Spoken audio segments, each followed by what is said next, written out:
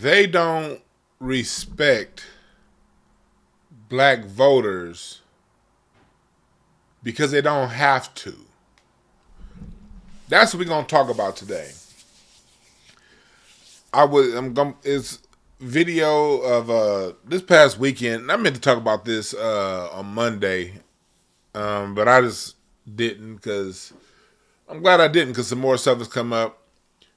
Gavin Newsom was on All the Smoke, Ren and Stimpy podcast, and I like Steven Jackson and Matt Barnes both as players. I've been around Matt Barnes in person. I think he's a very cool guy. And from what I saw, he was a great father to his children when I was around the Clippers. So this is not a personal attack. But the same way we do with hip-hop, we got to do with politics now. Like, these politicians go on podcasts that are not equipped to ask them the right questions. They either go on a straight up bootleg podcast where they know the people there are already bought and paid for. Those are only suits and ties they'll go to. They'll go to a DL Hughley. They'll go to a Breakfast Club. They'll go to those places. Because Charlamagne is most definitely equipped to ask the right questions. He just doesn't because he's a shill. Or they'll go on a podcast that ain't got nothing to do with politics. And they'll find the biggest bozos to interview them. So Newsom went on All the Smoke. And another topic I was going to talk about months ago, I just never did because I don't want to make it seem like I'm isolating this one particular podcast that's based here in LA. But Mayor Karen Bass, she went on Power 106 and interviewed with one of the brothers that's on the Back on Fig podcast. And they're a good podcast for what they do. But politically, these are the same guys who didn't know who Charlie Kirk was. And they said, rest in peace, Charlie Kirk. All right? So these politicians go on these podcasts and they make a fool of Black America. You get to see in real time politicians basically walk over the person that they're interviewing, and you could tell that politician gave them some of the questions that they're asking because they ask questions that ain't got nothing to do with Black America. And overall, what this does is it makes us look like a group of people who are not respectable. It doesn't lend to credibility as a group. And then I was on Instagram and I saw DL Hughley put up a video up of this lady who's mad at, like a lot of the DL Hughley types are mad at Angela Rye because Angela Rye basically questioned Gavin Newsom's stance on reparations. And you got Negroes out here saying, well, that ain't the time to talk about reparations. Well, if now is the time, then when is? And that's why these politicians don't respect us. All right, so what I'm going to need y'all to do is I'm going to need y'all to share the video. I'm going to need y'all to pass around. I am back under an extremely heavy shadow ban. The views were getting back up to 15 to 17,000 views on the video last month. And y'all know what happens. Soon my shit got back to 15, 20,000 views on the video. What happens? And I know they're not sending out notifications because yesterday I had two of my mods text me while I was live about saying, hey, watch it. They were literally on YouTube and they were texting me, hey, watch this. And I'm like, nigga, do you know I'm live? And they like, no. And that's two of my mods. I'm getting texts while I was live. So YouTube is fucking with me for real, for real. And like I told y'all last night, I'm not going to be on YouTube forever talking these politics like this. Get me while you can. I'm not a long-term YouTuber. I will be putting more energy over on my Incense and Ashtrays channel. But I'm moving into some different spaces now that won't have me on YouTube as much in 2026. So YouTube can really kiss my ass. But for those of you who are here and you continue to support Beyond the Shadow Ban, much love, much appreciated, and I appreciate y'all. So let's get into it. And we are about to get started. Let's go on into I'm all turned around because, yeah. There we go. We're about to get into it.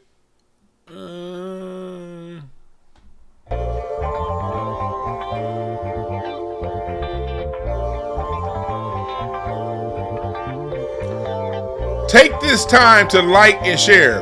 We'll get back in 30 seconds. Take this time to share the video.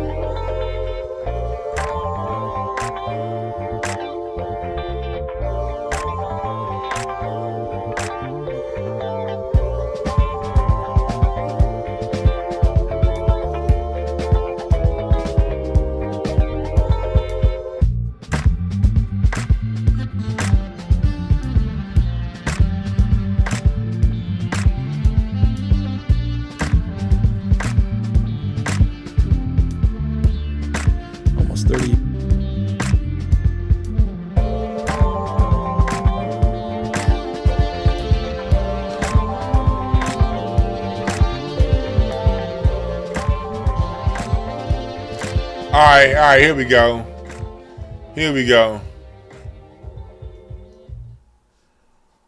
Yeah, so let's get into it.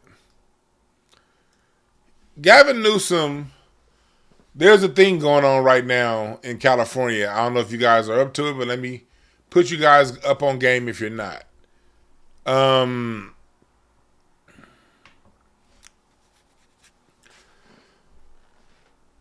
Put you up on game. There's a thing in California right now called Proposition 50. And what Prop 50 is doing, what its goal is giving Gavin Newsom the power to redistrict and gerrymander California to get more Democratic seats.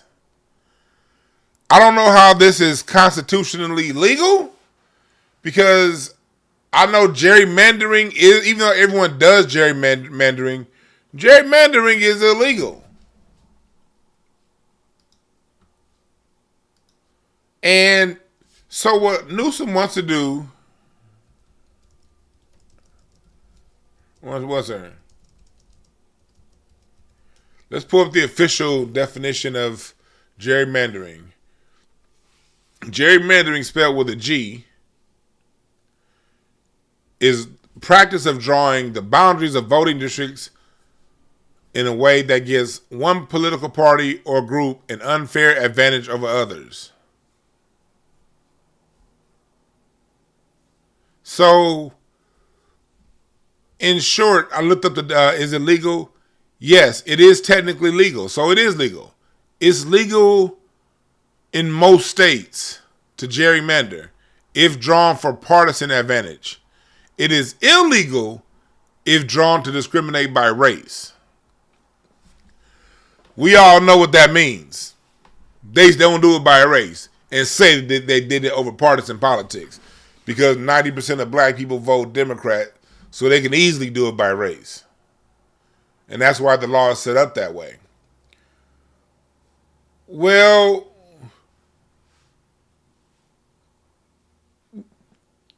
Gavin Newsom wants to gerrymander California in response to what Hot Wheels did over in Texas.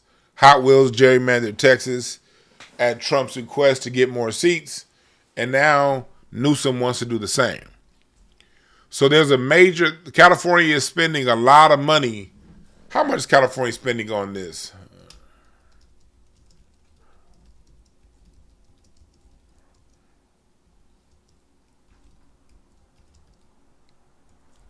California is doing a special election next Tuesday over literally getting people to the poll for one vote. And so they're estimating that California has spent an estimate of $300 million on this one vote. Mind you, Newsom is the one that didn't want to pay $12 million for a Freedmen's Bureau for Black Americans. Let's remember that. He didn't want to pay $12 million for Freedmen Bureaus for Black Americans, but he's just spent $282 million, basically $300 million by the time this is over with, on this gerrymandering law. And it's to counter Trump. And they got, if y'all not in California, they got these stupid ass Californians in a frenzy. I keep telling these dumb niggas, every 2 years after a president is elected, the House and the Senate swings in the opposite direction. If a Democrat comes in with a full House and they got what they want, by that midterm election, it's going to be a bloodbath and it's going to swing the opposite direction. If a Republican comes in office, no one in America is ever satisfied with their vote. Everyone's angry. It always goes to the opposite side. There's no need for this other than Newsom's political posturing. So in California, you have a lot of black folks that are falling for this shit and saying dumb shit like, you know, we don't worry about reparations right now. Look at this video that DL Hughley put up. This is a video that DL Hughley put up. He said, he co-signed this, all of this.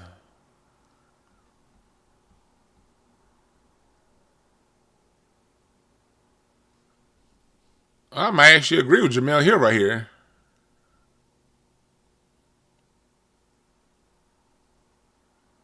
Oh, Jamel Hill just kind of took Dale Hughley down. That's a good job, Angela.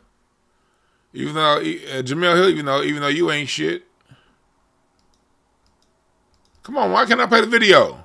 I don't want to like this nigga's post. No. Oh, probably because this is a video that's damn it. This is a video that's on Threads. Let me see if I can put it up from my phone and airdrop it, because this is very important. Let me see if I can airdrop this to myself. Share to airdrop. All right, here we go. Listen. And her podcast co-hosts talking about Gavin Newsom. Okay, well, hold on. Y'all can't hear. His lack of support of reparations. Y'all can't hear. I saw a video of Angela Rye and her podcast co-hosts talking about Gavin Newsom. They had foot on neck for Gavin Newsom. Here we go. Let me go back. So the other day I saw a video of Angela Rye. Can y'all hear? Podcast talking about Gavin Newsom. No, y'all can't hear. For Gavin Newsom and his lack of support of reparations. Excuse my French. Fuck reparations right now. Wait, here we go. I felt like their video was very irresponsible, and here's why. Okay, here we go. Let me go back. Let me go back. Here we go. Listen to this. This is what DL Hughley co-signs. So the other day I saw a video of Angela Rye and her podcast co-hosts talking about Gavin Newsom. They had foot on neck for Gavin Newsom and his lack of support of reparations. Excuse my French. Fuck reparations right now. I felt like their video was very irresponsible, and here's why. 1, do we have a right to hold Gavin Newsom as well as any elected politician accountable for anything that does or does not contribute to the black experience here in America? Absolutely. We absolutely do. But right now, Gavin Newsom is probably one of the only, including Jasmine Crockett and a few others, the only Democrats with foot on neck to Donald Trump and this administration. He's the only one outwardly on social media, in his interviews, in his campaigning, outwardly, foot on neck, okay? Prop 50 is on the ballot in California. Prop 50 will allow us to redistrict in California to have more votes for this upcoming Senate election, November 4th, right? Prop 50, they have foot on neck for Gavin Newsom. All right, you've heard enough. She said, first off, she said for the Senate. You can't redistrict for the Senate. The Senate is 2 in every state. Okay? And the whole state chooses. But she meant for Congress.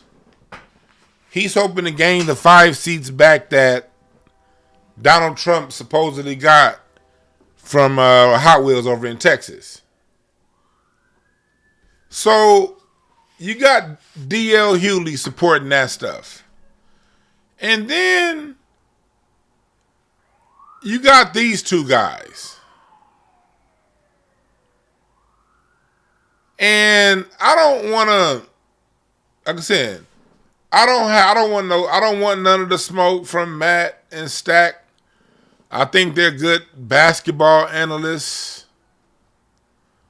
You know what I mean? I think that they are good at what they do when it comes to that. I like when Kwame Brown, when they be going back and forth with Kwame Brown, that should be funny. But here we go.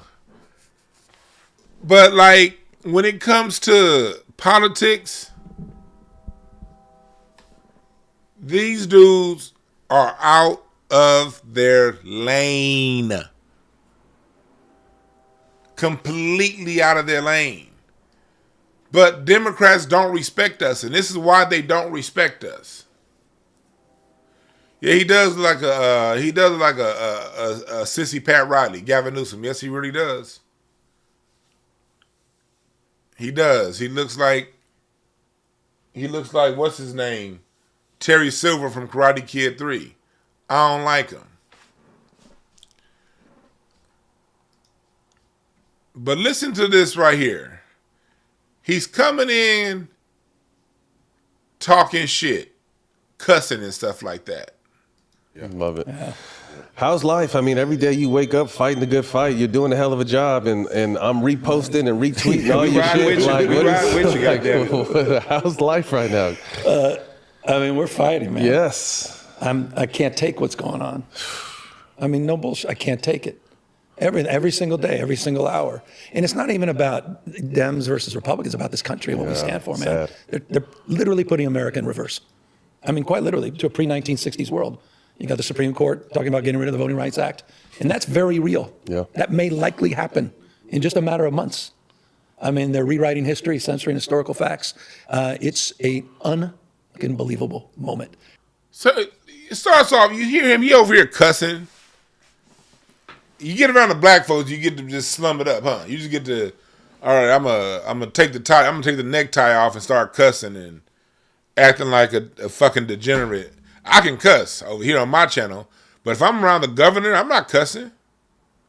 If I'm around the governor, my grandparents, the preacher at church, my elders, when I'm talking business, you don't do all that extra cussing and shit. I say cussing and shit. But it's the code switch. And it's the code switch to lower yourself. Or to feel the need to. And now he's talking about America in reverse. We can lose the Voting Rights Act and all that stuff. Black people, fuck the Voting Rights Act, all right? You were able to vote before the Voting Rights Act. Now, it was certain things going on in the South that made it hella hard to vote. But you got the right to vote, black people, in 1868, okay? That's why you were able to elect, and I'm sorry, 1866. That's why you were able to elect over 100 black people in houses around the country in 1870. From Hiram Revels down to Robert Smalls. This voting rights shit that they're doing right now is for immigrants, not for you black people. It's for immigrants. Voter ID laws, it's for immigrants. And they're conflating that with the black story. And liberal Democrats got some nerve talking about rewriting history. Is Trump rewriting history? Yes, he is. But so are liberals. It was the liberals that are making... I was watching a documentary, and there was some politicians on there talking about disco music. And they were calling... The liberal side is now calling disco a gay movement. It was a gay culture. It was the gays that did it, not black gays, because there was a whole lot of black gays in it, not black, just gays. So the gay Latino or Filipino or white guy over here is every much as responsible for creating the culture as the black artist that created it. That's what liberals do. Liberals replace black history studies with gay history studies. Liberals are the ones putting Bayard Rustin on the level of Dr. King. When if you read Dr. King's memoirs, Bayard Rustin was getting in Dr. King's way. So this is the pot calling the kettle black, but these dudes are not sharp enough to stop this. He just comes on, just lies. All this anti-woke stuff is just anti-black. Period, full stop. Right there. That's part offended me. All this anti-woke stuff is anti-black. Or you can bring up anti-black now when it comes to your agenda. Global moment. All this anti-woke stuff is just anti-black. Period, full stop. All the CRT, ESG, DEI stuff, that's all this is. It's this great purge, and it's happening in real time, and I'm sitting here. Critical race theory is anti-black. DEI is not anti-black. DEI is for your people, Newsom. DEI ain't got nothing to do with black people. There they go, putting black faces on agendas that they want. Putting black faces on agendas that they want. Talk about CRT. Okay, yeah, the Republicans in Florida are very blunt and very open about getting rid of black history. Well, what's going on in California? In California, you just don't teach it. You don't say no CRT. You just don't teach it and don't say nothing about not teaching it. What's the difference? Or if you do teach black history, you conflate it, like I said earlier, you conflate it with gay history.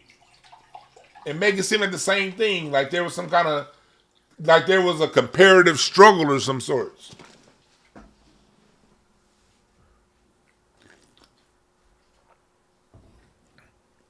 But again, Gavin Newsom went on their podcast because it's not like they didn't call him out.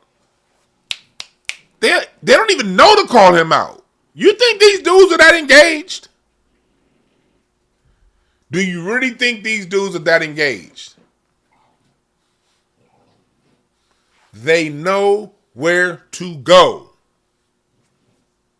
They know where to go. Now let's fast forward. This part right here kind of made my stomach turn. And I got a big ass stomach. I grew up. Let's go back to young YG, young Gav. Young YG. This old nigga trying to give him a young hip hop name. Black folks, black folks, that shit is cringe, y'all. When niggas want to go around and just, they see a white boy and you want to black him up. Let's call Jason Williams white chocolate. Let's call they always want to do some kind of black. You got to watch out for these niggas that want to blacken up a white dude. Whatever having disrespect for the governor, because he is the governor of California. At the end of the day, it's my state. There's still a level of respect that he deserves, even though I don't agree with him on most things politically. What's up, young YG, man? Yeah. Let's make a nigga look cool, man. Come on, Willie Green. We gotta get the white boy and make him look cool. We gotta make him look down with the brothers. That's what you sound like, them old. We gotta make the white boy look down with the brothers. Yeah, let's make him look black. You know what I mean? If he too white, he too much of a cornball. We gotta make him look down with the brothers. No, the fuck you don't. He's Governor Newsom. His dad was over the J. Paul Getty Trust Museum, like financial advisor for the Getty Trust. Billionaires. His dad was a financial advisor for a billionaire. The fuck you mean? The young YG. Let's get him down with the brothers. See, these politicians won't listen to us. So the new strategy is to go at the people that they're going to. And I think now it's not even a new strategy. It's been working because usually he would go to Angela Rye. Usually he would go to Mark Lamont Hill. Usually he would go to them paid for puppets. But they're not even going to them anymore because I think in the grassroots for the last 8 or 9 years, we've been calling out Roland Martin. We've been calling out these people. So as you see, they're not even going to them anymore. I think that's because we've been calling them out. Now they want to go to the approved cool brother puppets. Yeah, can you dig it? They want to go to them niggas now. So we got to put these kind of podcasts on notice. You can interview a politician all you want. But if this is what we going to get, we coming at you. Because at the end of the day, you are a voice for us. When they come to you, they're coming to you to speak for Black America. And if we don't like how you speaking for Black America, then we're going to have to call you niggas out. Listen to this shit again. He grew up. Let's go back to young YG, young Gav. YG. Y'all hear this? It started here. It started here. YG, man. Young Gav. What were you into as a teenager in the Bay? YG, that's his name, young Gav. What was I into? Yeah. Baseball. I heard you were a baseball guy. I was Star baseball player. I was obsessed with. It's interesting. I was at the time, and forgive me, Father, I've sinned back then. I was a big Celtic fan, which was interesting. Crazy. Obsessed with Unheard of. Unheard of. Number 17 all my life because I love Havlicek. Shooting guard. Yeah, and that's why I love Mullen too because you know it's the same thing. He's a lefty. I was a lefty. So obsessed with basketball and baseball. Divorce, classic divorce family. My dad was great. Later, reconnected. Better late than never. Yeah, Facts. he was never terrible, but he just wasn't. Yeah. He didn't raise us. Yeah. My mom was 19, pregnant, and divorced a few years later with 2 kids. Came from no money and just hustled. Worked hard, grinding every single day. 2.5 jobs, no bullshit. Literally 2.5 jobs. Part-time bookkeeper. She did restaurant. That's how I got in the restaurant business. She was a waitress for years and years, and a part-time property manager, basically just opening up and closing up rentals. And she just taught me hard work and grit. So there he is trying to have an origin story of hard work and grit and relating to the brothers. I had a single mama. But your dad was over the Getty Trust. He was a financial advisor for J. Paul Getty. And let's take that even further. Not only was his dad part of the J. Paul Getty Trust, his granddad was part of old San Francisco politics.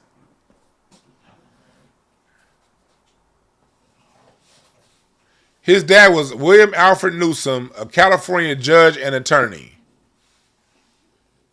His grandparents were politically connected in the city of San Francisco. Gavin Newsom is a 4th generation San Franciscan. 4th generation.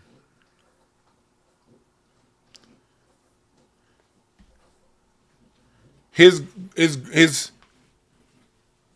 great grandfather was a Stanford professor.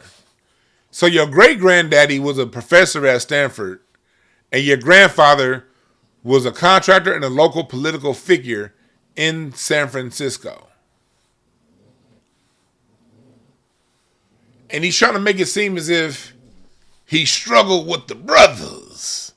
Yeah, I'm young Gav.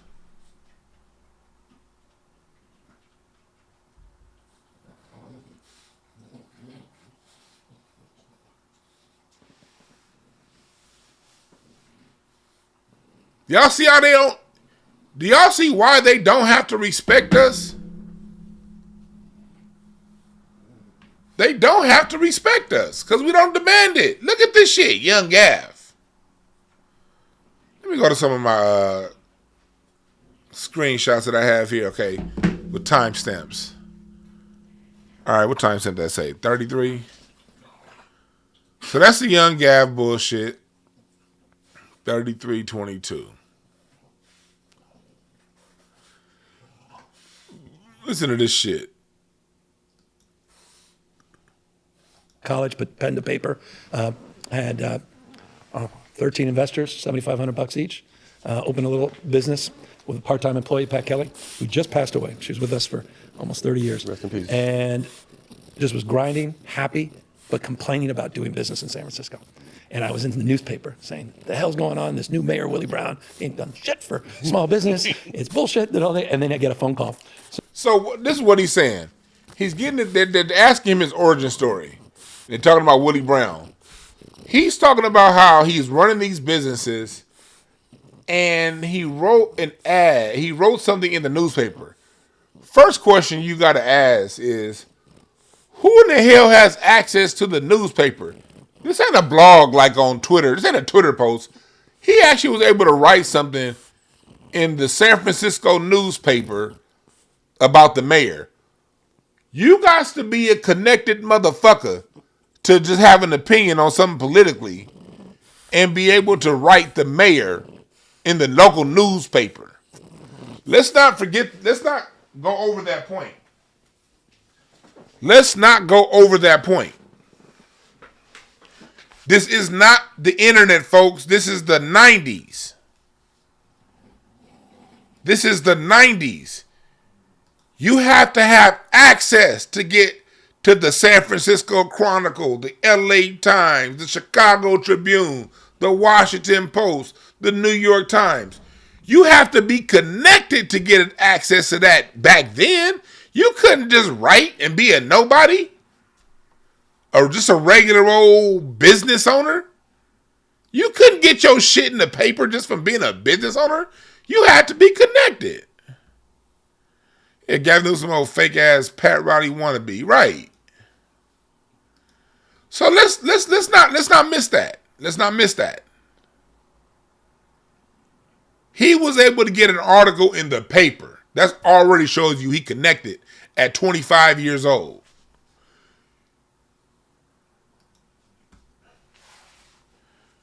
Now listen to this. I'm gonna go back just a little bit. Listen to this shit.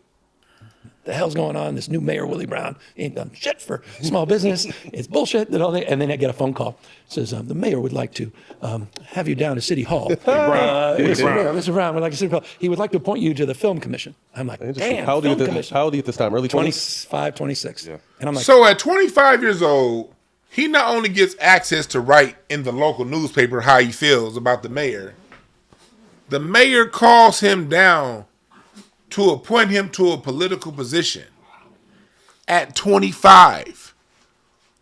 So while Stephen Jackson didn't even think to go back, like, hold on. While Stephen Jackson's trying to make him a young YG, can you think of a black YG that's going to have access to the paper to write a criticism of the mayor, only to have the mayor respond and give them a job? What's more likely? You or was a young hustling little kid trying to make it, and you opened up a business and you struggled your way to the top, or your great granddaddy was a professor at Stanford, your granddaddy was politically connected, your father is a financial advisor over one of the wealthiest trusts in the world, and you're multi-generational politically connected. And then now the mayor calls you to give you a position? Did he give you that position because of what you wrote? Or because of your 4 generations of being politically connected in that city?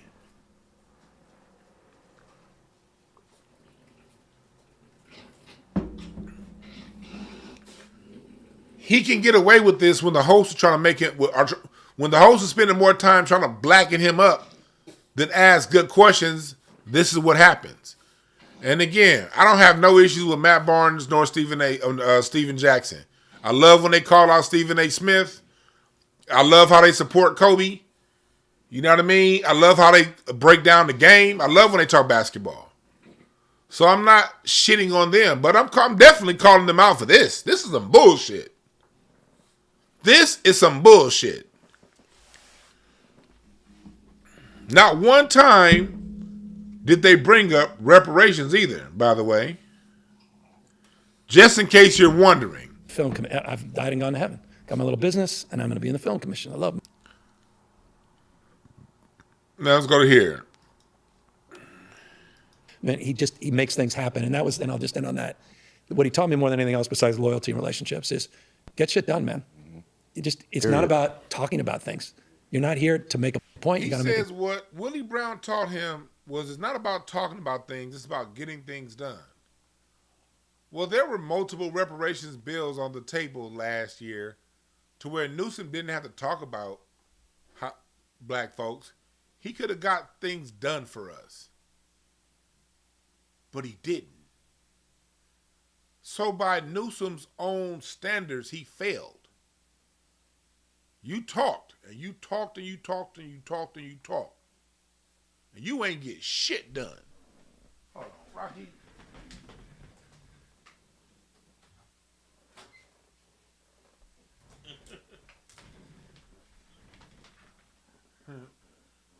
Rocky out looking for my wife. She gone shopping, homeboy. Watch. Give Rocky about 2 minutes. I'm probably going to stop and go get him because he's going to be whining and crying looking for her. She gone, homeboy. She'll be back in a little bit, though. Anyway,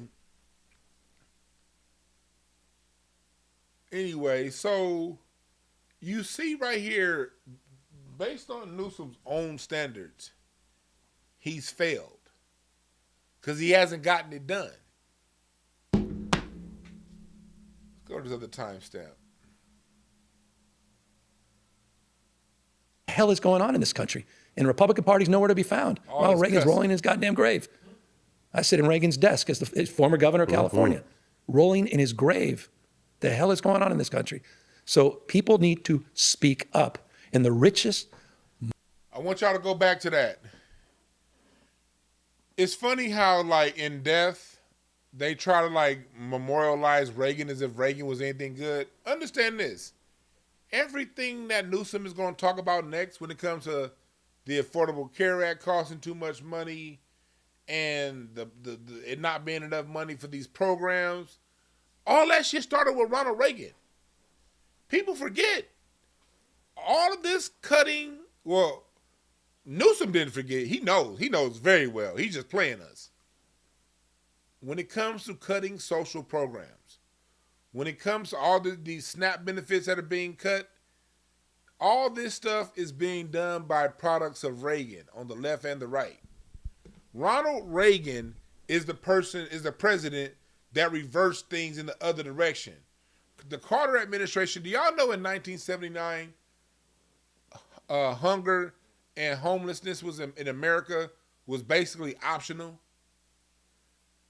There were enough shelters and there were enough soup kitchens to where no American had to be homeless, no American had to be hungry.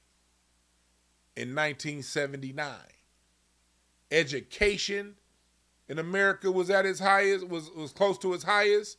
You can get trained, and it was actually in California when it came to cutting vocations. Do y'all know that was Ronald Reagan? Before Ronald Reagan cut that shit nationally as president, he cut it here in California in 1968. If you graduated high school in California before 1968, 69, you graduated with full vocation abilities, a certified plumber, certified electrician. Whatever you focused on, you graduated high school with that. It was Ronald Reagan that stopped that in California in 1968. And he also gave California its first gun laws after the Panthers did what the fuck they did. Racist motherfucker. So these things that Newsom is arguing against, he's praising the guy that started it. Reaganomics. Bush called it in their election voodoo economics, and that's exactly what it was. Cut taxes, cut social programs, funnel the money back to the top. Because it's all started with Roosevelt and the great economy that Roosevelt built up during World War II with the New Deal when they started taxing the wealthy. I told y'all Rocky about to start crying, didn't I? Did I give y'all 2 minutes for Rocky to start crying? Hold on 1 second. Let me go get Rocky. Rocky. Bring your little ass in here. Come on. Come on. Come on.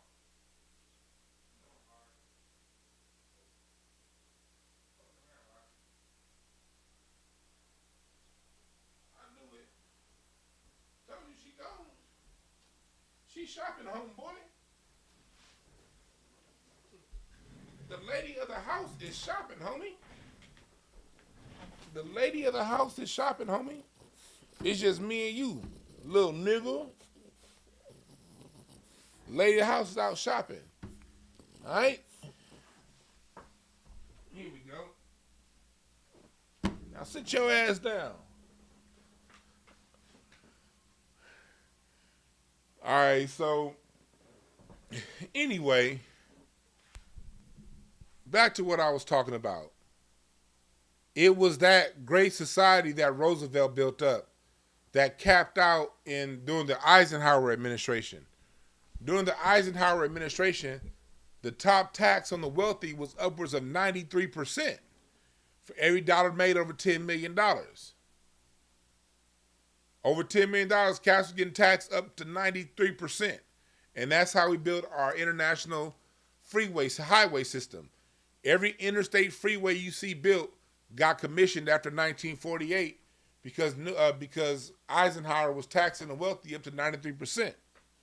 And ain't none of these politicians today talking about going back to Eisenhower or Roosevelt, including Newsom. So let's listen again how he slickly brings in Ronald Reagan. Rolling in his grave. The hell is going on in this country? So people need to speak up. And the crony capital is not free enterprise. I started my wine store, man, I'm a free enterprise guy. I believe in capitalism, not state capitalism, not crony capitalism, not taking 10% of Intel, not taking 15% of the profits of AMD and NVIDIA to allow them to sell chips to China. The hell is going on in this country? And Republican Party's nowhere to be found. Ronald Reagan's rolling in his goddamn grave. No, he's not. I sit in Reagan's desk as the former guy. Ronald Reagan started this. Ronald Reagan, his decrepit ass skeleton is smiling right now. With all kind of maggots and shit on it. Hopefully the maggots took that decrepit motherfucker out by now. Governor of California, rolling in his grave. The hell is going on in this country? So people need to speak up. And the richest, most powerful human beings are doing exactly the opposite. Crazy. Back to the damn knee pads. And so that's why I'm here. That's why I'm doing the social media. That's why I'm doing Prop 50. And it's not enough. I mean, it's got to be all of us standing up. And again, not from a position of hate. Everyone wants to be loved. We all need to be loved, man. We all want to be protected, connected, respected. It's not about who you vote for, but it's about who we are. Find some sense of community again and belonging. And in this continent, so you asked me how I feel about it. I mean, this code red, man. It is code red. And so I pray enough people have the courage of their convictions and stand tall and firm against this. ICE, offering student loan forgiveness. This nigga right here. Now I want y'all to get into this ICE part. Now they're about to talk about ICE. Now this is where it goes back into being a goofy ass Negro podcast. Nowhere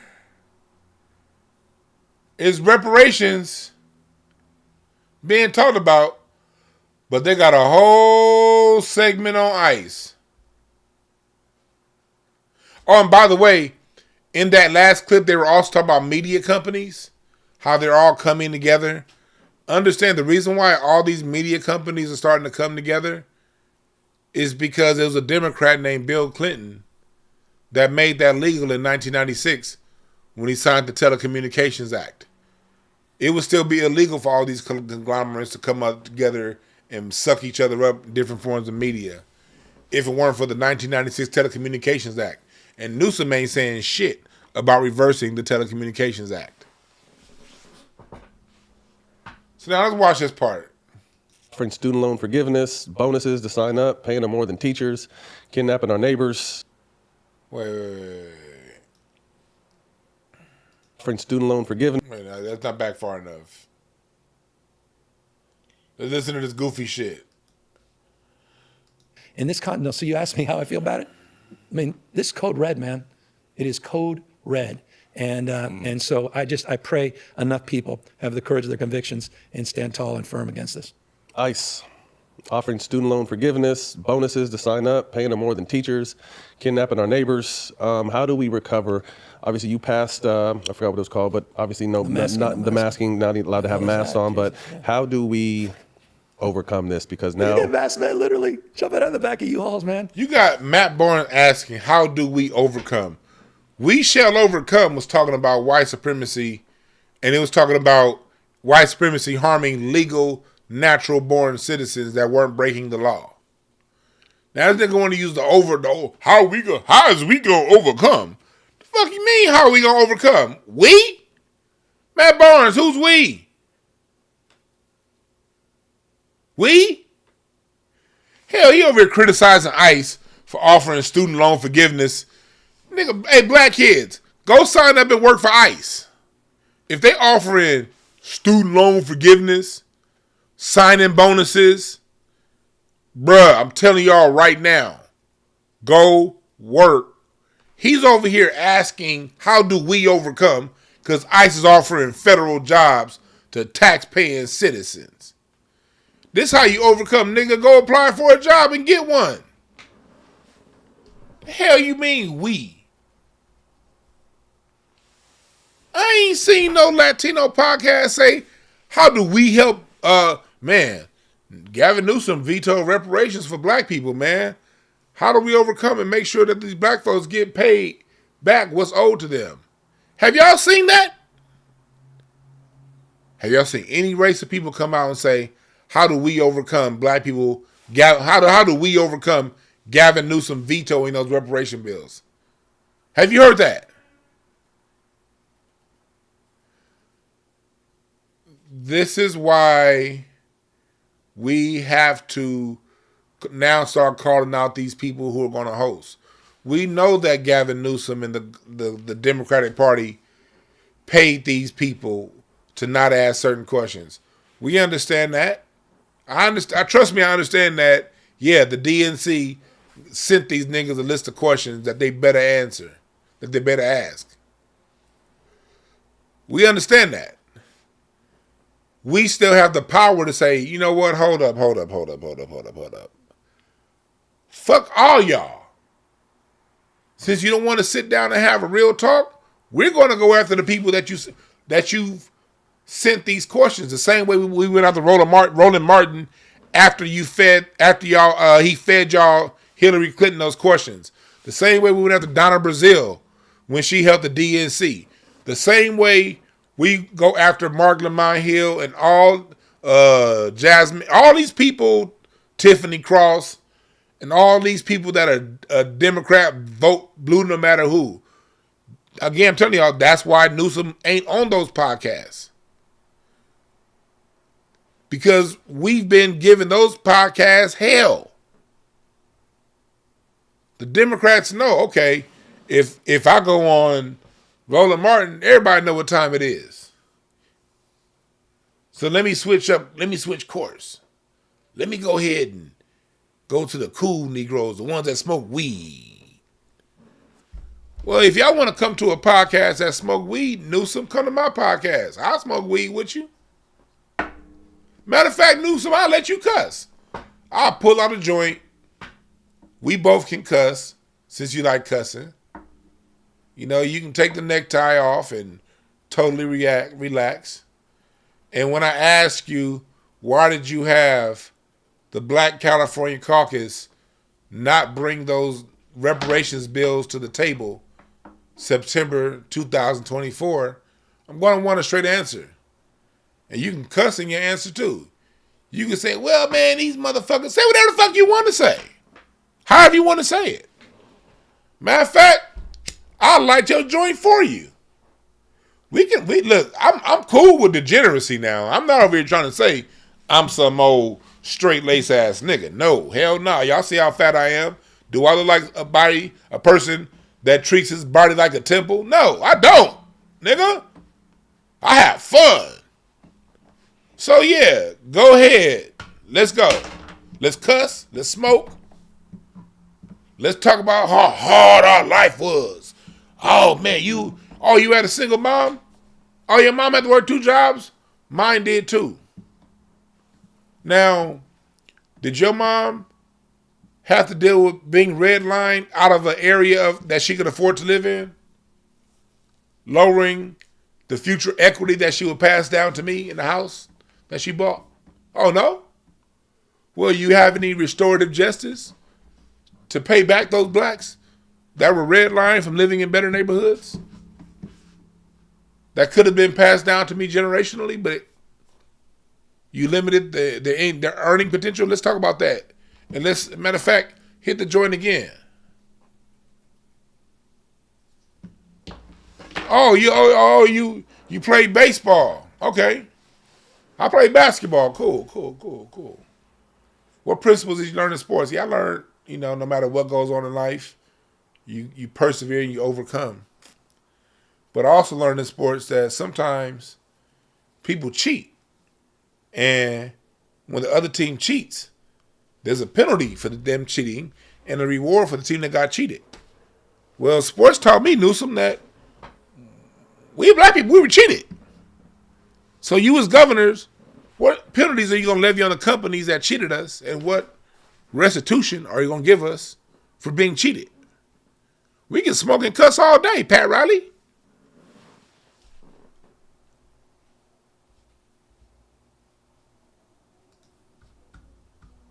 But you want to talk about ICE. It was like jumping out of the back of unmarked cars, people in masks without any identification, throwing people, Americans, tourists, some people here with documentation, some without. Color of their skin. Disappearing on the basis of the color of their skin. And you heard Matt Barnes, based on the color of their skin. Well, do you know that those same people here illegally, when they get jobs at construction sites, they discriminate on people because of the color of their skin?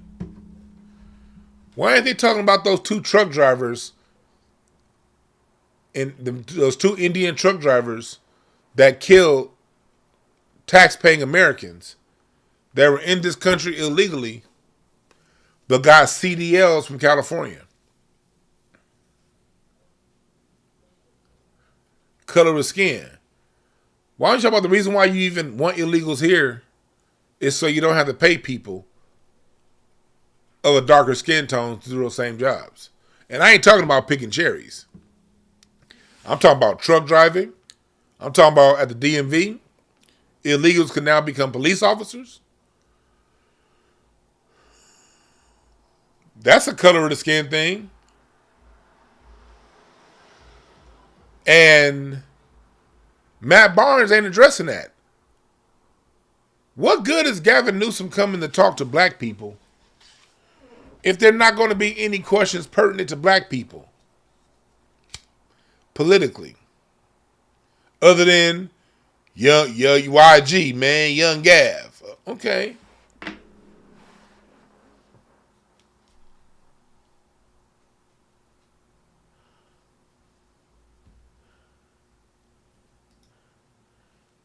I can't believe you in this chat.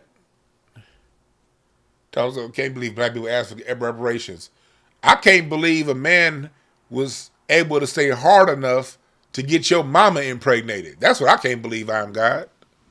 Jesus, that dude must have been a horn dog. That bitch is like Peggy Bundy's mama on Married with Children. That's what I'm surprised of. How did a man stay hard long enough to get you here? Nigga, the rest of the sperm in that came out like, nigga, you won by default. Cause the rest of your daddy's sperm was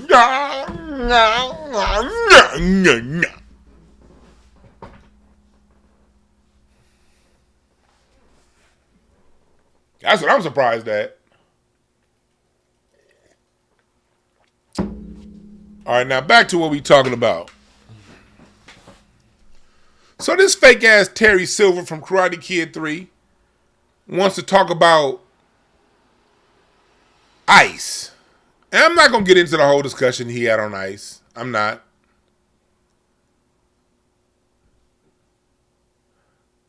I didn't say Peggy was bad. I said Peggy's mama. Did you watch Married with Children, homeboy?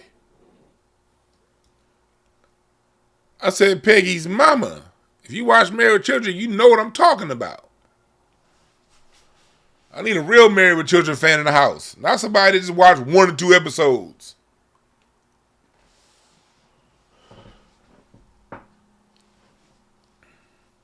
Y'all remember that one joke Al Bundy said? He was in a shoe store, and it was that fat lady he was putting shoes on. And she said, I cannot believe you said that to my face. Al said, well, I would have said it behind your back, but my car's only got a half a tank of gas. I swear, Married with Children is one of my all-time, it's probably my all-time favorite show.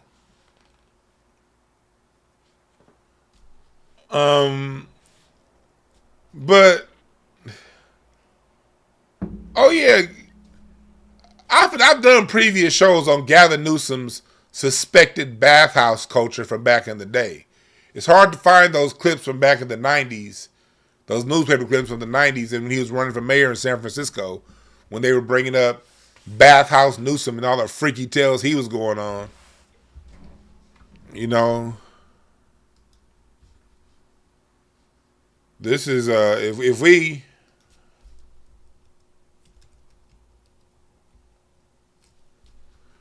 gonna get serious about it, come on now.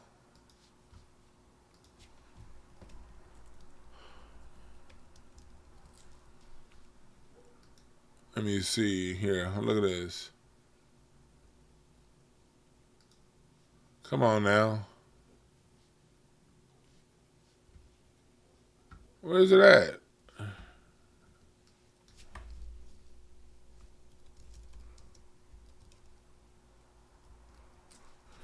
If we gon'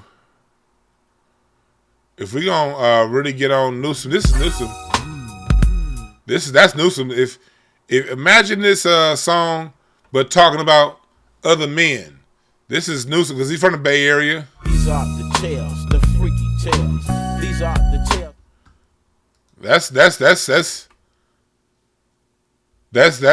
That's Newsom's theme song right here. I tell so well you don't like my dirty raps, you can go to hell. Cause short dogs on the mic telling cocktails. Cocktails. Cocks and Tails is Gavin Newsom's suspected. I don't know, I wasn't there. But a lot of people suspected. That would be his theme song right there.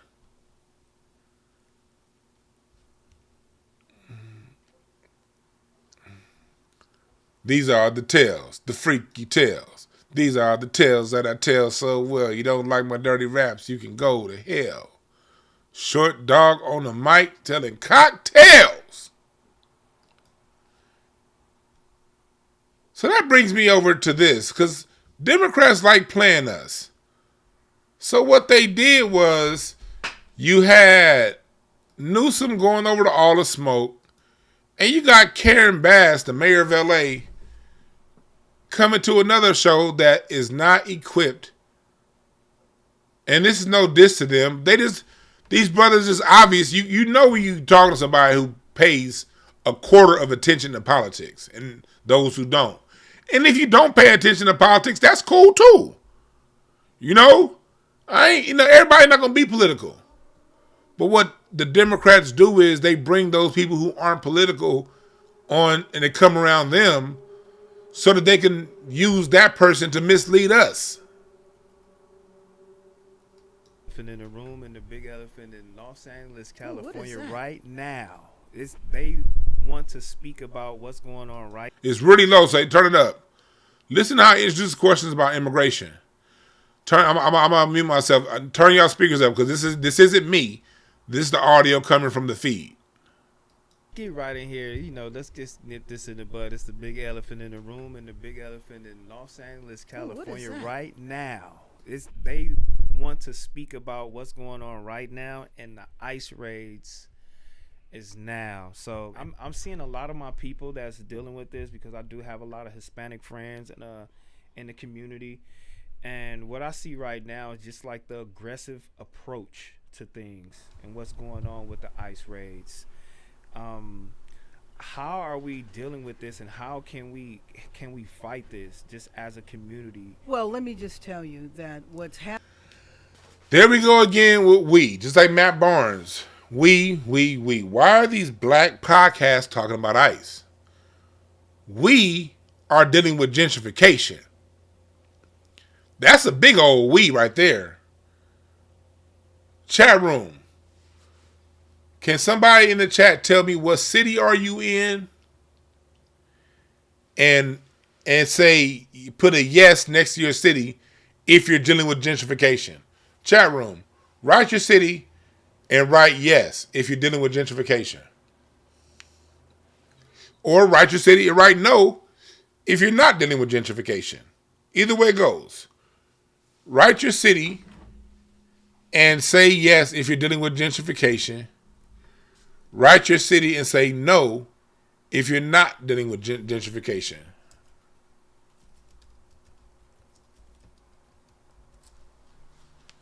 Let me know. Is it just me? Oakland, yes. Chicago, yes. Oakland, yes. Houston, yes. Damn, see, said San Diego is gone. Dallas, yes. I know Dallas is. I got family. My family owned a house down the street from the Cotton Bowl for over 100 years. And last time I was in Dallas, I saw white neighbors right across the street. I'm like, what? They live like right off of Malcolm X Boulevard. Cincinnati and Atlanta, yes. Long Beach, yes. Atlanta, yes. LA, yes. Hey, Star, hell yes. When I was driving to Sacramento last week, I was going to 99. Dog, do y'all know from Merced to goddamn Bakersfield was a whole bunch of sheiks and towel heads.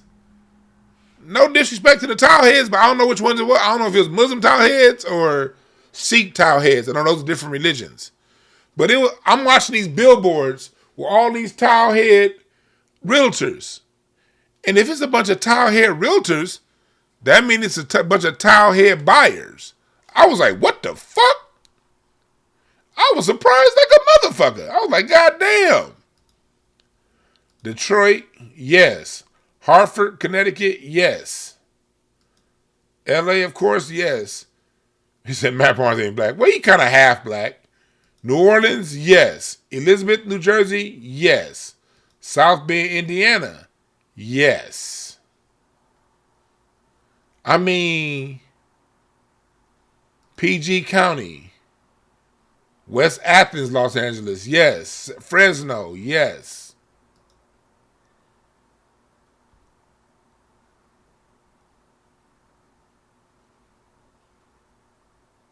Cleveland, yes.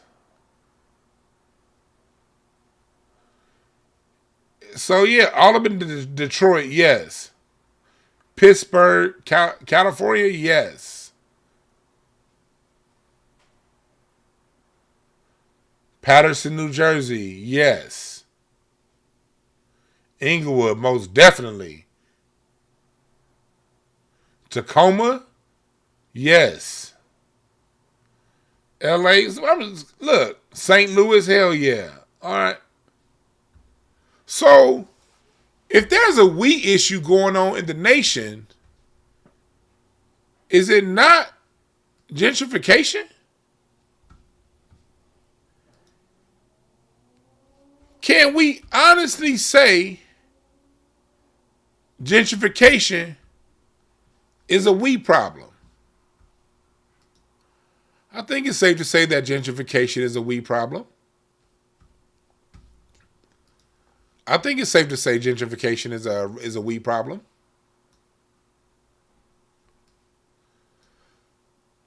So now I want to know what you guys think. My phone line should be working. I want to know what y'all think. Call in 323-7. Let me see here. What's this number? Is this? I don't want to say the wrong number. 323-388-3315. Yeah, 775 is the previous number. This is why they don't respect black voters right here. Because they don't have to.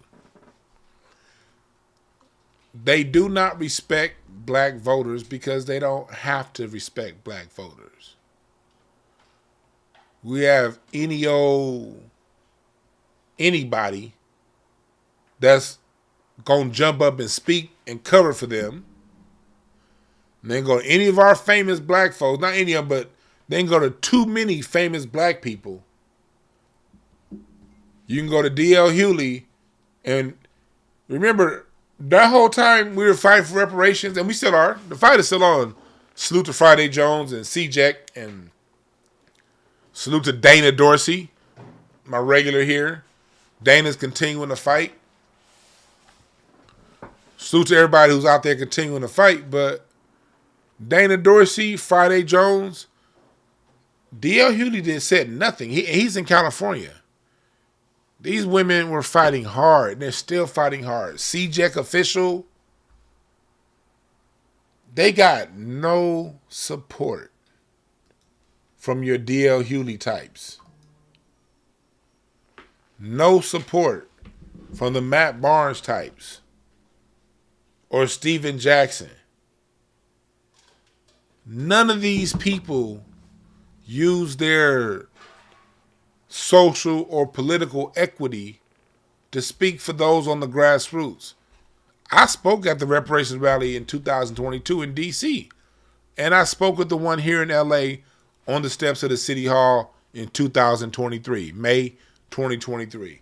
And we probably had 30 people out there. Couldn't get no support. And that's why I'm voting no on 50. That's right, Taste and Teas with Tony. I am voting no. Because that's what this is leverage that we have. And is voting no gonna hurt us? No more than we already been hurt like black folks. Look, we can't get hurt any worse. And this Prop 50 is bullshit. It ain't doing nothing. Prop 50 ain't doing nothing. The House is going to swing back the Democrats' way anyway. Question is, what kind of Democrats are we getting in? Because the Democrats that Newsom supports, his style Democrats want to use black civil rights to push trans agendas. I don't want that. I don't want black. I don't want to see people here illegally from India get CDLs, knowing I know a whole bunch of people that got a CDL and their wages are being flatlined because of all the illegals that are here driving trucks. There are millions of truck drivers out there that are down for a call. But you got to pay these Americans. So Newsom is all about bringing in non-Americans to undercut the wages of Americans. This ain't just about picking cherries and shit like that. This is about the skilled labor American. Hell, they're displacing skilled labor Mexican Americans that have been here for 2 generations and more.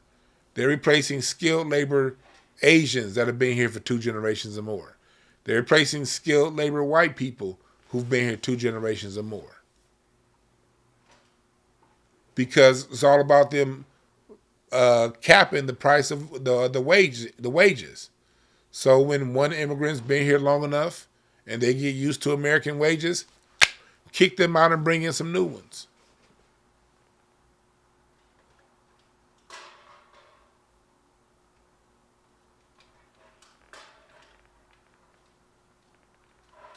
That's what this whole hustle's about. Yeah, our car insurance is through the roof. My car insurance went up 50% twice.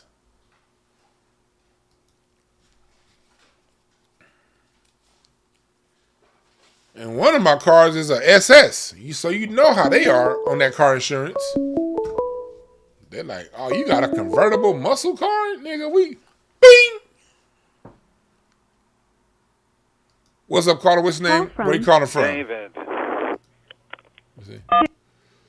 What's up, caller? What's your name? Where you calling from? My name is David. I'm calling from Houston. The neighborhood is called South Union. I live in the original South Union, which would be where 610 Loop, 288, and Scott Street, that's spelled S-C-O-T-T, and Alice, because there's a greater South Union, but on our legal descriptions, we're the ones that have South Union. Want to say thank you for all the information that you're given, because gentrification is certainly taking place. I have seen it firsthand. It's been going on for, I would say, in Houston, for me, over 17 years. I would describe it as what they would call as gang stalking. Anybody listening, if you're having people all of a sudden harass you when you're coming out of your house and going places, following you, and stuff like that, and you're wondering who those people are, that's what it is. That's what it is. It's being used, targeted to get you to sell your property, either if you're owning a property and you're on it, or you are an heir, because people have reported in this neighborhood that they are an heir to a property and that the person has died recently or something, and then all of a sudden they're having harassment.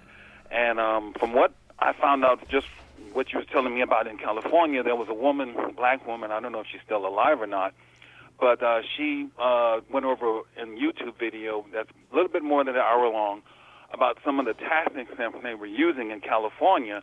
And I was wondering, California, but now I understand when you were explaining about what they did to the black population in the neighborhoods, because she was describing in California, and I was like, California, what? Because most people don't think about black people in California, and I'm glad you gave such information. It was enlightening. I mean, it was, I would hope you go over that one more time for people, because it's going to give them information as to what is going on. It's just that the tactics that they're using involving the law enforcement, you went over somewhat of that, but I think you need to go a bit more over how the law enforcement is used in the circumstances of removing black people out of their neighborhoods by not actually, when the gentrification is taking place, for example, in my neighborhood, when vandalism takes place on the new property, they come out, they actually do something. But when it's a shooting or anything, and it's the people who've been living here, and by the way, who haven't had none of that happen, even when they were next door to a drug house, they didn't have no problems. But all of a sudden, they have these strange people that they've never seen before vandalizing their property, who came out of nowhere, and the new development is not touched. And then when the police come out, the police are like, well, nobody got hurt. I mean, there's a woman there was 3 people shooting. Talked to the police who came to our community thing, and they were like, well, yeah, the police didn't come out for almost 10 hours, but it was because no one got shot, even though houses got shot up. And the person who was the lieutenant, the evening lieutenant, is a person that's Indian or Pakistani. I want to say that because we're in the South, and our precinct in the South, there was a black lieutenant who was the evening shift. He's retired now, but now we got an Indian or Pakistani person. I don't have nothing against them, but those people generally are in the Southwest. So why is he now? Because Indians are generally anti-black. That's why he's there. Oh, right. And get this: the people who are doing most of the gentrification are mostly Indian and Pakistani that are building over here. Same here. I'm gonna answer your question, man. Thanks for the call. Okay. All right. Have a nice day. I appreciate it. No, yeah, same in Inglewood. I was telling my wife the other day. I was at Costco in Inglewood, and I saw all these Indians and Pakistanis in Inglewood, right by SoFi Stadium, over there at Costco. And I've been going to that Costco since it was built. I used to work, there's a Chase Bank right there. That Chase Bank on Century Boulevard used to be a Washington Mutual. I worked at Washington Mutual June 2005 when we moved from Manchester and Locust to that location that's now across the street from SoFi Stadium. That was a job I worked when I was in college, and that's how I was able to pay my way through college cash working at that bank. So I've been in that area for a long time professionally, man. And it was always black. I was a business banking manager. All the businesses came to me in Inglewood. Now, I was looking around and I'm over here. I'm over here like, what is going on? I walk in there. Fuck! I swear to God, I'm in Inglewood like, what in the hell is going on here?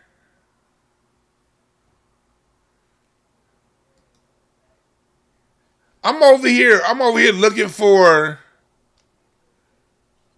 I'm over here going through Costco, you know, going through looking for the liquor because, you know, they get that Costco liquor nice and, what the fuck? When these niggas get here?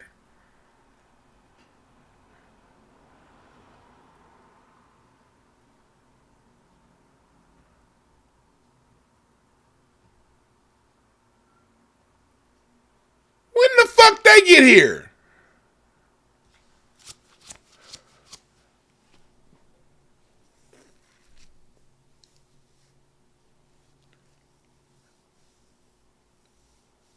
And so, yeah, Market Street is dead. Yep.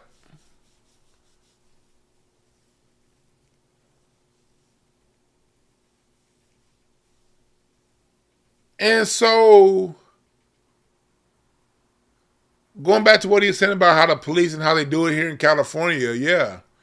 California, LA has been under soft gentrification since the 90s. If you're gonna keep it 100. Soft gentrification in LA started in the 90s, when late 80s into the 90s. Late 80s, niggas started moving to Pomona and the Riverside and San Bernardino and Upland. 88, 89, 90. And then by 95, 96, they started moving up to Palmdale more. They were already in Palmdale and Lancaster, but by 95, 96, the floodgates opened up to Lancaster and Pasadena. And then around like 2003,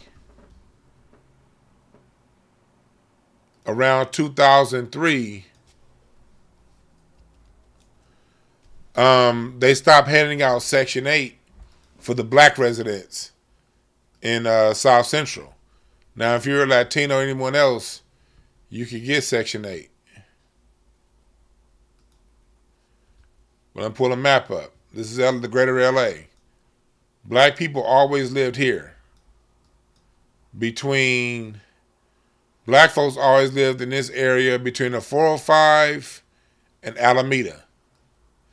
This is what they call South Central.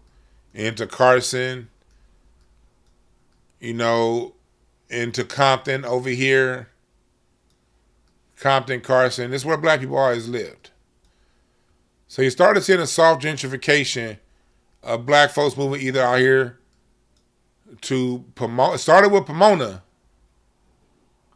And then it went into San Bernardino, Moreno Valley, Riverside area, out here.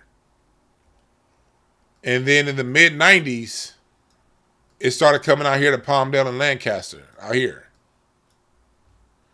From Lancaster to South, y'all see how far this is all city of LA now still. Lancaster, this is all LA. You talking about an hour and a half to get up here to Lancaster. And then in the 2000s, they opened up Victorville and Hesperia. Black folks started moving out here to this desert. This is the soft gentrification. And then Section 8 stopped handing out vouchers between 2003 and 2013. But if you were a Latino or anybody new to this country, you can get Section 8 right here in these same neighborhoods that black people were vacating. The gentrification started to get really hard around 2012, 2013. Around 2013, 14, I was informed by somebody I knew that alleged supposedly, y'all know Harvey Levin from TMZ? What I heard was he owned a bunch of these buildings in the jungles, and he sold like a dozen of them. And USC started buying up all this shit in the jungles. And what LA did was they shut down Lamert Plaza. Areas that black people congregated, they started putting the hammer down on, like Lamert Park. They put this ugly ass fence up here in Lamert Park. We're talking like 2018. They put this ugly ass fence up to stop black people from communing and congregating over here in Lamert Park. Black folks tried to buy this whole block. They would not sell this block to black people. Black people tried to buy it. The only thing black people was able to hold on to was right here at Soul Folks. Soul Folks, they were able to buy this plot right here. So black people were able to buy this plot right here, but black people actually had enough money to buy all of this. And they would not sell to black people, even though we had the money. So that's why I be putting my middle finger up so fast at y'all people who ain't from LA. Always want to talk shit about LA. We have our own form of racism that we deal with out here that you niggas don't understand. The same way I don't necessarily understand some of the unique ways racism is done where you're from. White supremacy knows how to move itself and evolve itself to deal with the immediate environment. I don't know how racism is handled in Seattle, but I'll never diss a black person in Seattle and say they don't have to deal with racism. Then what they did here, this was the corner that Tariq was going to buy for the Hidden History Museum. And remember, Tariq was trying to buy that like 3 or 4 years ago? This was the land that Tariq was trying to buy for the Hidden History Museum, right here. Do y'all know that this shit is still empty? 5 years later, Tariq put in to buy a piece of this land. 5 years later, they just want to sell to his black ass. The land is still empty. Same thing down here at the mall. Black folks had the money to buy this. Black people had $113 million to buy the Baldwin Hills Crenshaw Plaza, but they sold it to some Russians for $108 million. $5 million less. And my granduncle, Uncle Son, he built this mall right here. He was the first person to come up with plaster. Those plaster walls was my uncle's formula that the white foreman stole from him and patented when they built this here. This used to be the Broadway. They stole that patent from my uncle's invention on how to plaster walls. Okay? Call, I'm going to get to you in 1 second. I just don't want your phone number showing up on the screen right here. Because if I answer your call, your phone number going to show up. And I don't want to do that. So let me finish this map. And I'll get back to you. And this was designed. What's the brother's name? I always draw a blank to his name. I always see his face. The same brother that designed that arc at LAX. He designed the Nickerson Gardens. He designed the Beverly Hills Hotel. It was a black man, and I'm drawing a blank to his name. Chat room, y'all know who I'm talking about. He designed these buildings. But it was his white foreman that stole my Uncle Son's formula for plaster. This is my neighborhood, yo. I grew up here. I rode my bikes here. Do you know how fucking hard it is to walk down these streets now? Yeah, Paul. Paul W. Yeah, Paul Williams. Paul Williams, yeah. And so that's how they're doing it. Paul Williams, yeah, Paul Williams. No Biz Marti, this is before drywall. Drywall came after. Drywall was the thing that replaced plaster. Plaster was before drywall. And my granduncle used to put that on these walls with that, because he worked for Ted. Paul Revere Williams, yeah. Paul Revere Williams, that was his name. Paul Revere. My great granduncle worked for Paul Revere Williams, and he used that plaster formula on all of Paul Revere Williams' buildings. And this was one of them. He also built and designed the Nickerson Gardens over here. So they wouldn't look like projects. He wanted them to be open and not stacked. He designed these too. But he also designed the Beverly Hills Hotel.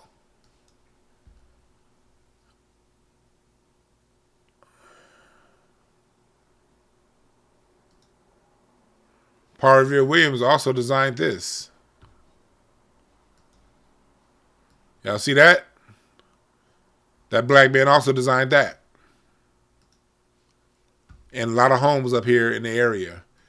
He also, when you come into LAX, Paul Revere Williams designed the this landmark you see, the theme building for LAX. Same black man designed all that. And Uncle Son used to work for him and use his plaster on those buildings. So black people were replaced economically and kicked out of our, replaced at the DMV, replaced as city and county jobs, replaced on the LAPD, all with Mexicans. Now the Mexicans are being replaced with Asians. And this Costco, where I was last week, this whole area is being gentrified like crazy. This is being gentrified like crazy. And so this is where you see SoFi Stadium and all this bullshit going on there.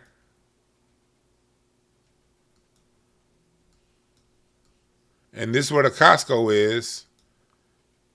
And this is where my job used to be. Like I said, I opened this branch. I was the first person I was literally the first person to walk through this door the day that they opened. And my next door neighbor, black man, used to own this Del Taco. And to show you how much we struggle as black people here in LA, I be hearing people from the South be like, man, black food in LA. I be listening to, sometimes I listen, and I like Professor Black Truth. You know, black people in LA, they're not on code. They're not on code. They'd rather go around with their Nikes. Shut the fuck up, nigga. No. Y'all know what the fuck going on out here. We are on code.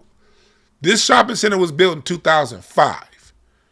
My neighbor owned this Del Taco. This shopping center over here was built in 2001. Over here. Black mayor of Inglewood, Roosevelt Dorn. They built, this is before SoFi. They built this shopping center in 2001, this shopping center in 2005. 5. No black businesses were allowed in. You had a lot of black people who owned businesses over here on Market Street, over here on Manchester. This is where, at the time, this is where all your black businesses were, right here. And kind of still are. Right here. It was a white man that owned this. I used to know him. He was one of my customers at the bank. But this is where the black businesses were. Right here. You got Doolin Soul Food that's still there. You got some cool bars over here on this street. The Market Street Bar and Grill. And at the time, 2001, this was the bank that I worked at. This was a Washington Mutual Bank right here. This was my job right here. So I was able to see all this happen right in front of me. These were all my customers at that time. These were all black-owned big businesses at that time. You still got Miss Ruby's Bakery still there. This used to be a record store. Where it says herbs and everything. This used to be a record store. And these were all black businesses. Hair shops. This shop right here, this hair studio, this is where Scotty from the Whispers and George Duke used to get their hair cut. Right here. I know because these are my customers. My homegirl used to have a hair studio here. So like George Duke, Scotty from the Whispers, and a lot of those old school acts, this is where they got their hair cut. Well, a lot of these businesses had the money and the revenue to move to this new shopping center over here that was being built. But guess what? Blacks who own businesses who had the money were not allowed to move in over here. Not one. Not one. Zero. Zilch. Nothing. Nobody. And then my neighbor who owns a bunch of Del Tacos and Denny's, he had this Del Taco. And the original floor plan for this area, as you see, is the parking is horrible. As you see, the parking is horrible. That's because this Washington Mutual Bank wasn't supposed to be here. My neighbor had to sue to put his Del Taco right here. And then when they approved it and said, yeah, Washington Mutual Bank at the time said, no, we want a spot over here. So they gave the spot to Washington Mutual Bank. And my neighbor had to spend more money, more lawsuits, probably upward of 50 grand probably, to sue. So they made a compromise and they put this Del Taco in the middle. This Del Taco wasn't originally supposed to be here. It was supposed to be over here on the side, and everything else was supposed to be parking. But since he sued, they had to allow him to open up this business. And this was the only black-owned business in this whole complex you see right here. This is LA racism. I'm sorry, it's 3 complexes. You got this complex, no black-owned businesses. You got this complex, no black-owned businesses. And then we're talking about 2001, when this was still black. It wasn't no gentrification back then. It was niggas and a few Mexicans. Then I got to go on and listen to the so-called, the black, not so-called, they are definitely pro-black. Black people in LA, they aren't on code, and that's why black people in LA aren't doing anything. I used to hear Jason Black say that bullshit. Black people aren't the reason why you're losing because you're not on code. Fuck you, nigga, no. The code is the city. Code enforcement. And unless you had a hell of a lot of money to sue the city, your black ass wasn't getting the business. They was going to keep you way over here in Old Inglewood. And I'm glad to see that at least these businesses are still surviving over here.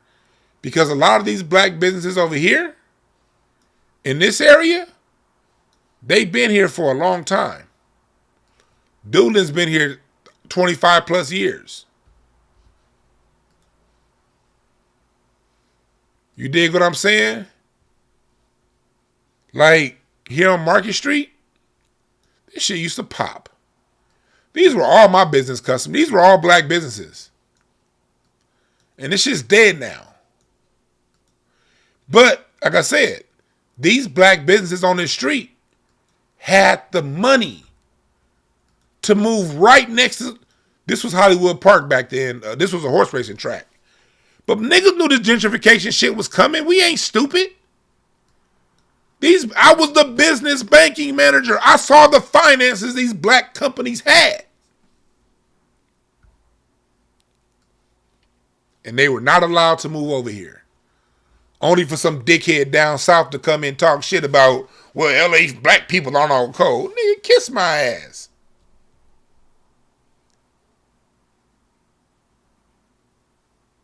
Kiss my whole ass. Ain't the authority on shit that got to do with LA. Mind your business. And y'all know the other story I told about my uncle Michael. He's technically my cousin, but I call him my uncle because we were very close before he died. He's an eye doctor. He tried to open up an eyeglass shop in LA for 10 years. Could not get permitted to be a fucking eye doctor. So the riots happened in 92. After the riots happened, there was something called Rebuild LA. And Rebuild LA promised to bring black-owned businesses back to LA. Because, again, he was an eye doctor. Not a drugstore, eye doctor.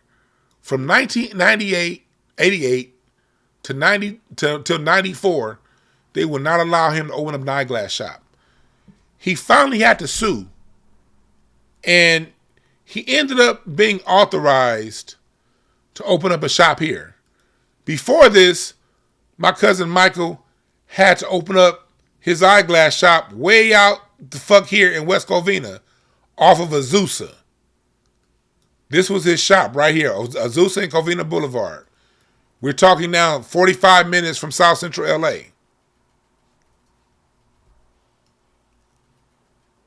If you go out here to Covina, this is where he ended up opening up his shop. Wait, where was it at? What shopping center was it? It was a shopping center right here. I think it was. He had to go way the fuck out here to open up his eyeglass shop. Y'all see where this is? This ain't nowhere near South Central. He opened up one. He ended up opening a shop out here, and he opened up another shop in San Dimas. I don't remember. It was somewhere off Arrow Highway. But do y'all see how far that is away from South Central? 45-minute drive with no traffic. 94, he was finally allowed to open up a shop right here. And he ended up opening one,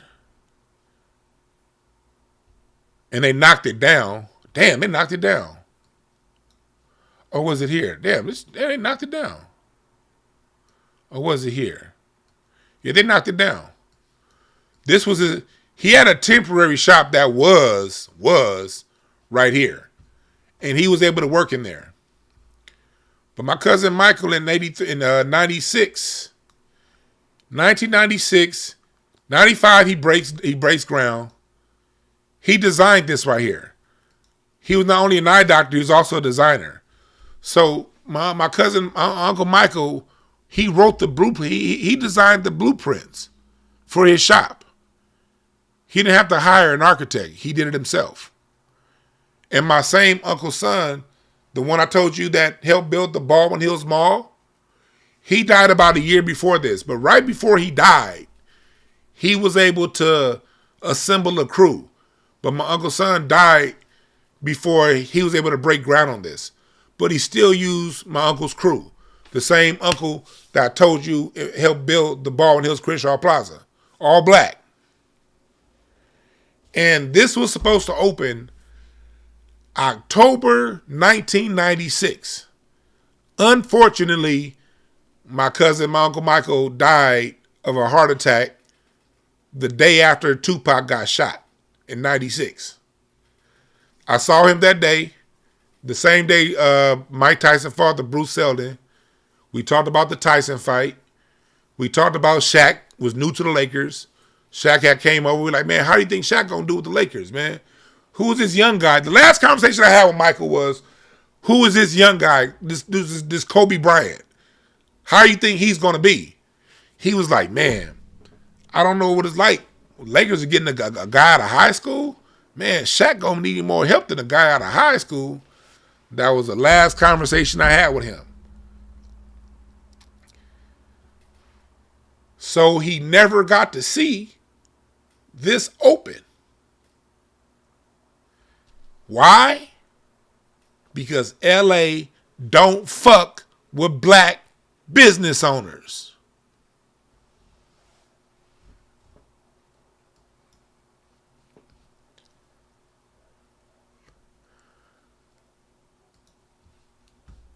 You dig? So that's the kind of shit that we under here in LA.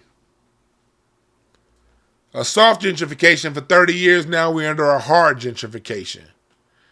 And ain't none of these bootlick motherfuckers saying shit. But they want to bring up ICE.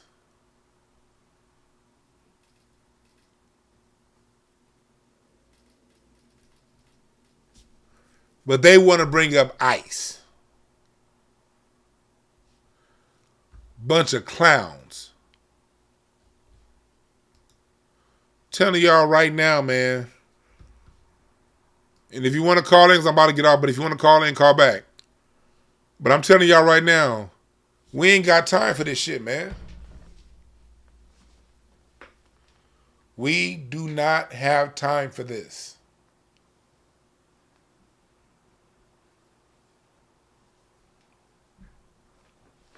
Either talk to us about what is pertinent to us or don't talk to us at all.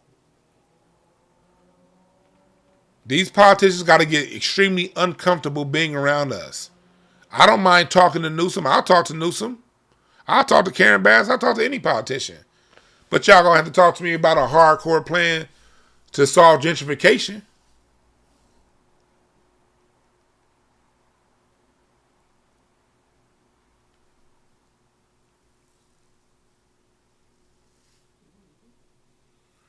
See, we deal with something completely different out here.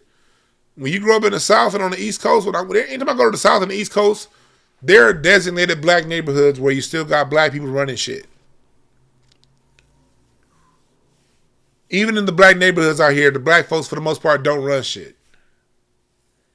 But we got to listen to people from the South come here and be like, black people aren't on code because they don't run anything. Nigga, you don't run shit either, but your motherfucking mouth. If you don't know the details and the intricacies and the story behind what goes on, shut the fuck up.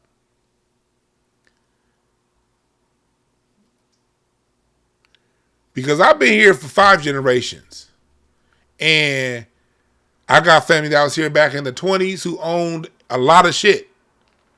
Hell, my granddaddy, who died at the age of 39, bought a piece of property at 16 that my family still owns. So, well, that's one thing. That's why they'll never invite me on to these platforms. Because I'm not a dusty nigga. I come from landowners. I come from business owners. I ain't never been to a jail. I don't know what it's like to go visit somebody in jail. Like my grandmama used to always say, if you love me, you'll keep your monkey ass out of jail. Not saying I don't have family members that went to jail. I do. But my immediate family, my mom and my dad's side, straight up that line, I ain't got nobody, I ain't got no criminals. I got business owners and I got hard workers. And I got people who did it the right way. And we still faced extreme white supremacy.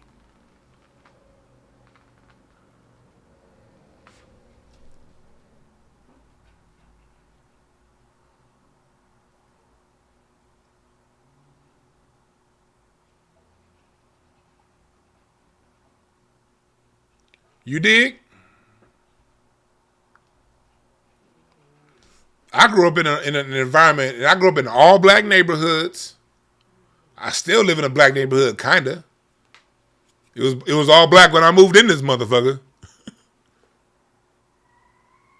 And I've only done business with black people. I've done some with white folks. But I was able to pay my way through college cash, working at that Washington Mutual Bank doing loans.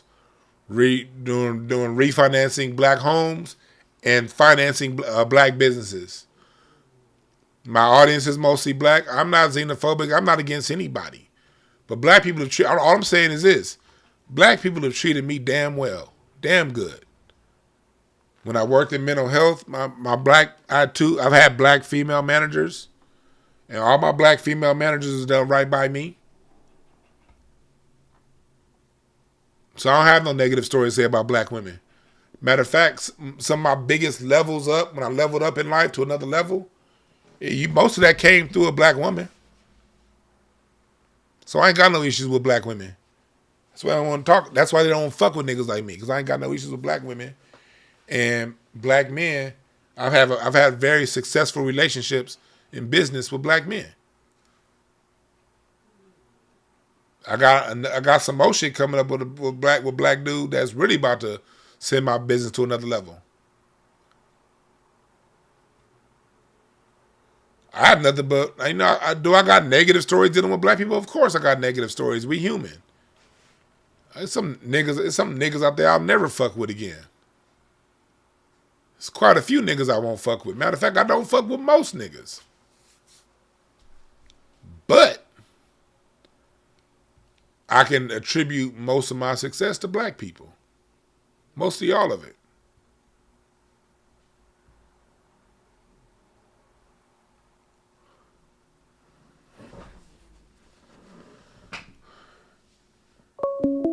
This dude in the chat, Mad Dog Media, you might be in the wrong room because Call from Alem Commercial Cleaning LLC. To accept, press 1. Yeah, we're not here for your pity party stories. What's up, caller? What's your name? Where you calling from? Hey, my name is Lamar. I'm calling from Philly. Lamar from Philly. What's on your mind, brother? Hey, so I'm out here visiting on a work trip. I'm staying in Santa Monica, and I can definitely attest to what you're talking about. Like, as in, it's just comparing Philly to proper LA. It's definitely been super gentrified. It's like my third time coming out here. Mm-hmm. Yeah, like even where you are in Santa Monica used to have a black neighborhood. You know? Okay. But that black neighborhood pretty much got forced out in the 80s. And also if you go over to the Viceroy Hotel, it's on Ocean. Okay. Go by the Viceroy Hotel. That was black land that was seized in like 1920. They took it from black people. That used to be Bruce's Beach. No, Bruce's Beach is in Manhattan Beach. It's like, okay. Really, when you look at the beach, the whole beach from Santa Monica to the South Bay was built by black people because the beach was considered undesirable land. It was sand. LA's a swamp. All that area, you'll see if you get down to Marina Del Rey, you'll see there's something called the Bologna Wetlands. All of that coast is wetlands. It's very swampy. So it was the black folks in the late 1800s and the early 1900s that developed that coastal line from swampy and sandy into habitable places. LAX, the South Runways, Runway 25 A and B, that was a black neighborhood that they built that on top of. El Segundo, where those, you'll see when you fly out of LAX, you look to your left and you'll see these tall smokestacks. And that's where all the shit in LA comes. Well, that beach just in front of it that was supposed to be a black Coney Island, but the white residents of El Segundo in 1921, as the black folks started to build that amusement park, they came and burned it down, and no restitution was paid. So the Bruce's Beach is just like one small part of the story when it comes to black folks and the beach land here in LA. Wow. Yeah. I mean, just going back though, I think before like other folks speak on, just out here. I mean, I've been driving around. Y'all traffic is crazy, by the way, too. I'm never complaining about Philly, but yeah, they just got to come out here and just search it, man. Just drive it. Just take an extra day, and that's what I've been doing. Just hitting, different neighborhoods, and you see it. I mean, it's just a testament to what you're saying. Yeah, man, I appreciate that. This area is non-comparable. I would say, because it's just so. That's another thing y'all got. LA is just it's vastly spread across. You know what I mean? Mm-hmm. Compared to like Philly or where I'm from. So yeah. Real talk, man. Yes, Thanks sir. for giving us a call. Sir. Thanks, brother. I'll talk to you. Yeah, like this shit ain't no joke. This shit ain't no joke out here. And all we hear from niggas across the country is black people aren't on code. Man, kiss my ass. Did your city riot when the police was fucking with them twice? Did your city burn a motherfucker down and get shit in order? No. Man, LA was a hub for the Black Panthers. The Crips, all that shit started out as black resistance. We didn't know that they was going to put crack on us. No one knew who crack was until it hits the street of LA. LA was the beta test for crack. LA and Oakland. There was no studies on crack until after we got fucked up by it from our own government. And so, yeah, some shit got fucked up. By the time crack reached the South and the East Coast, you niggas had warnings. We didn't have a warning. We were the hamsters in the test. By the time that shit reached y'all done heard NWA by then. Y'all done heard the warnings. It was on you from then. We didn't get a warning. We were the warning. They never consider that shit when they talk about LA and how we're not on code and all this shit. We were the warning. Like Neely Ford said, when white supremacy wants to start some shit, they started here in California. California had 3 strikes first. Before y'all got 3 strikes around the country, we already had tens of thousands of black people locked up for it here. Gang injunction laws, where one person in the gang can do something and the other 30 gang members get arrested. That's now something that you see nationally. Where did that start?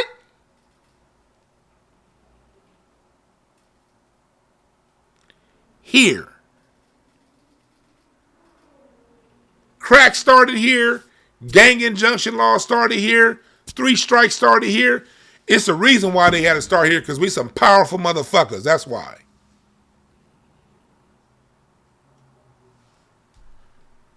I get so, and this is not an indictment on the people from the East Coast and the South that don't talk like this. Y'all cool. But I'm from here. Y'all don't know how long I've been having to open my fucking ears and listen to niggas from the South and the East Coast. Man, they ain't got no culture in L.A. Man, they don't like nothing but white women in L.A. Nigga, you bring a white woman down to South Central L.A., we gonna boo. The fuck you doing, nigga?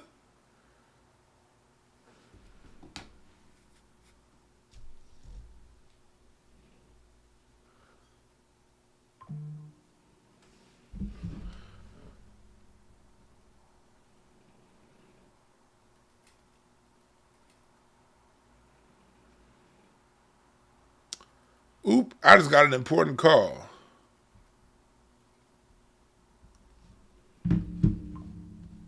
So that's what we need to be talking about.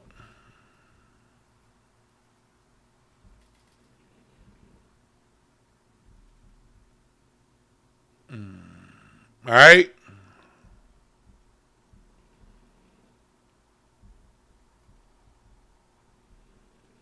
Let me see here.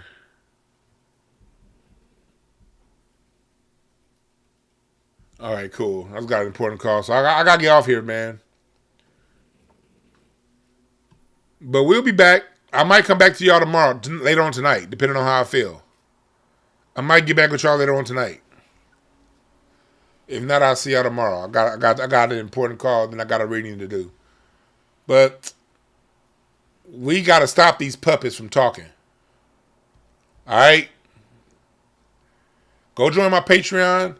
Next Sunday is class number 2 on the history of rhythm and blues. Join the Patreon university level. And yeah, man, let's just keep fighting for it. Don't listen to these California Democrats, y'all. These California Democrats are devious. Warning from California. Can't whether it be Karen Bass, Gavin Newsom, I don't give a fuck. Do not trust California Democrats. Black, white, Hispanic, don't matter the race. If they black, really don't trust them. Do not trust California Democrats. Do not trust California Democrats. Do not trust California Democrats, black people. All right? Y'all have a good one.